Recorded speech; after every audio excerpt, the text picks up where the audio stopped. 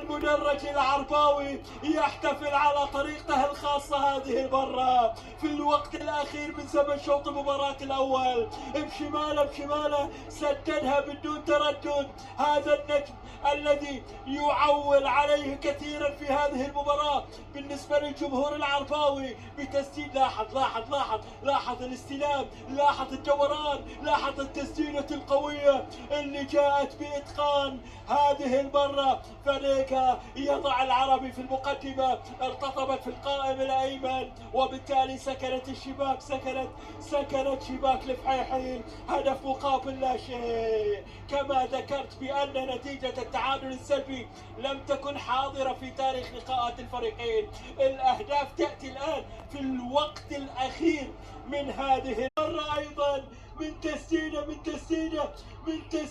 من خارج منطقة الجزاء. لا يمكن مقاومة العربي، لا يمكن مقاومة علي عزيز في هذا اللقاء، خصوصا من التسديد من خارج منطقة الجزاء. عزيز الآن يضع الكرة في الشباك ويسجل هدفا ثالثا في هذا اللقاء. 3-0. 3. هذه قوية النتيجة على الفحيحين. هذه مباراة رائعة قدمها العربي في شوط المباراة الأول، يدخل إلى قلوب العرباوية ويتسلل إلى قلوبهم مبكرا في هذا الموسم. يدخل ويتسلل إلى قلوب العرباوية مبكرا.